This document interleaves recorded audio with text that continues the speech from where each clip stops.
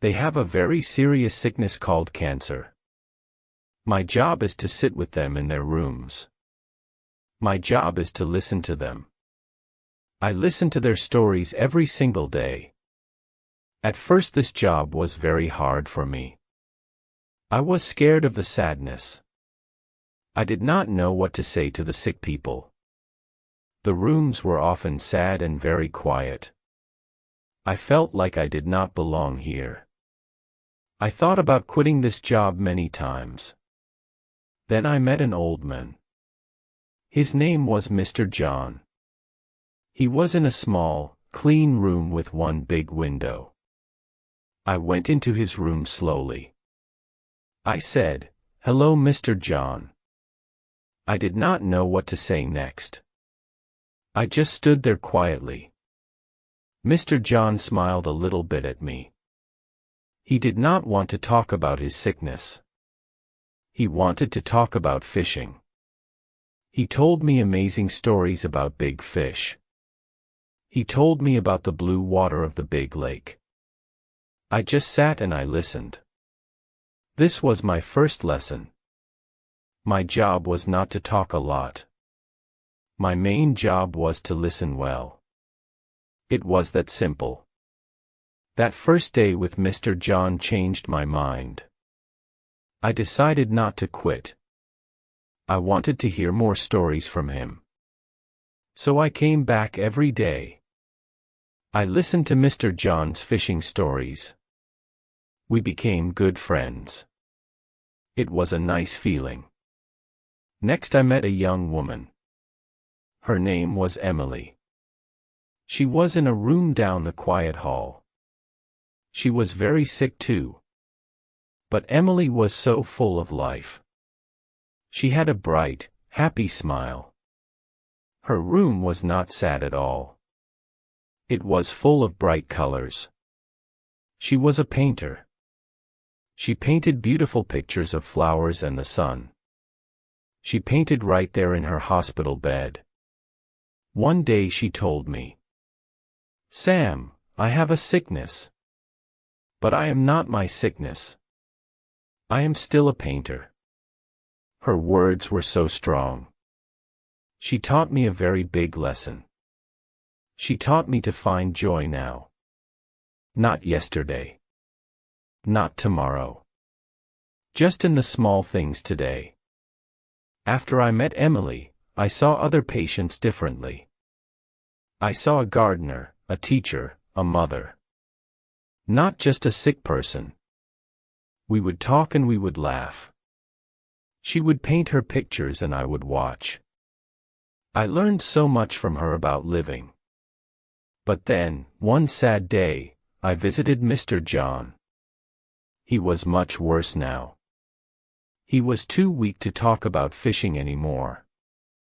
The room was very, very quiet now. I just sat by his bed. I held his hand. There were no more stories to tell. A few days later, a nurse told me the sad news. Mr. John passed away. He was gone. My first friend here was gone. I felt very, very sad. I felt like I had failed him. I did not help him. I could not make him better. I felt lost. The nurse saw my sad face. She was a very kind woman. She said, "You did not fail him, Sam. You were his good friend. She told me you gave him good days. You listened to all his stories. That was a wonderful and kind gift for him." My next patient was a big challenge. He was a teenage boy. His name was Alex. He was very sick and so very angry. He did not want to talk to me at all. He would turn his face to the wall when I came. Inches just said, "Go away now." I did not go away. I came back every single day. I would bring a book and I would sit in a chair in his room. I did not try to talk to him. I just sat there very quietly. I wanted to show him that I was not afraid of his anger. For many days he said nothing to me at all. The room was always silent, but I kept coming back.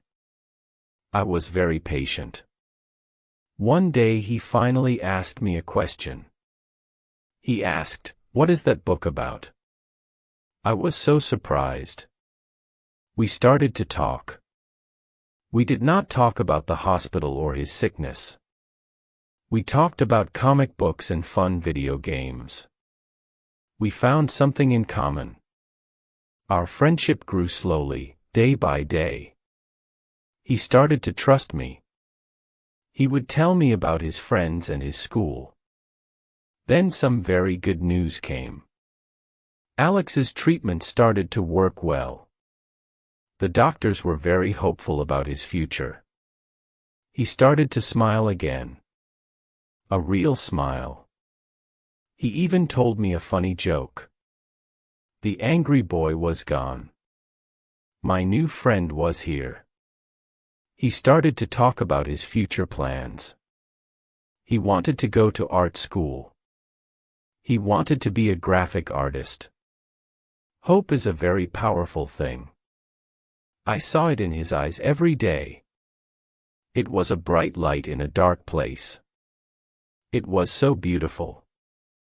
The hospital was my work, but I had my own life outside. And 1 month my own personal life was not very good. I had a problem with my own brother. We had a big fight about some money. We were both very angry with each other. I did not want to talk to him at all. I felt stressed and very unhappy.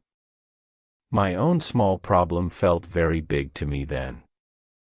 I wanted to stay angry at my brother. But then at work I thought about Emily and her beautiful happy paintings. I thought about Alex and his big hard fight. I thought about Mr. John and his happy stories about the big lake. They all had very big real problems. Their problems were about life itself. My problem was small.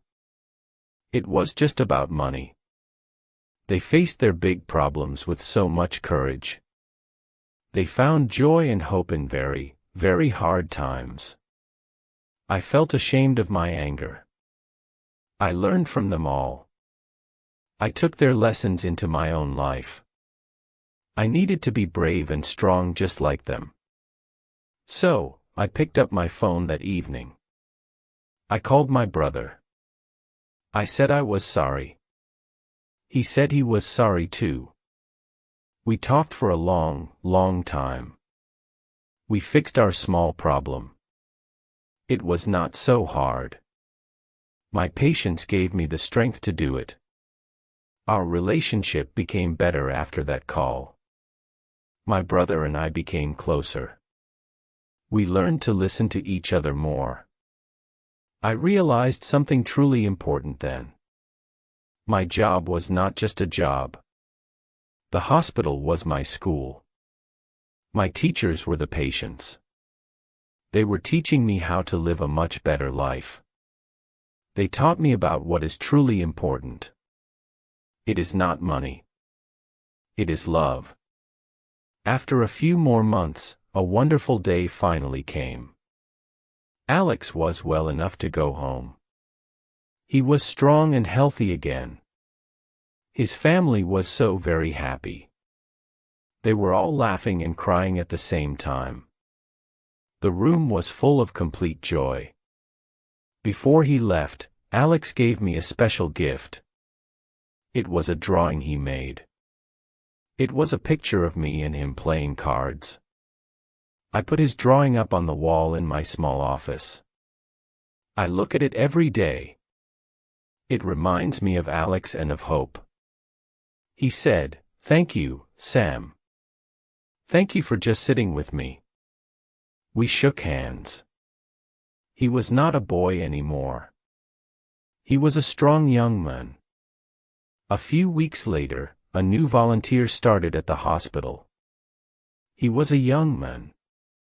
He looked scared. Just like I did on my very first day, He did not know what to say or what to do. He stood in the quiet hallway. He looked very lost and a little bit helpless. I remembered my own fear. I remembered Mr. John and his fishing stories.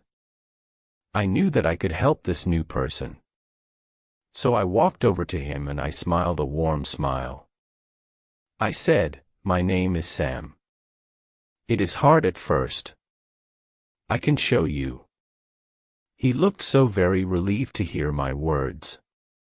I told him the most important rule of this special job. I said, "Your job is not to talk so much. Your job is to listen with your heart." He nodded his head. I was now the teacher. I was passing on the lessons that my wonderful patients had taught me over the years. I am not scared of this place anymore. The white walls are not sad to me now. They are completely full of stories. They are stories of fear and stories of great hope. They are stories of pain and they are stories of powerful love. My life is here. I hope this session was helpful. Please like and subscribe to our channel for more such interesting stories. Take care, everyone.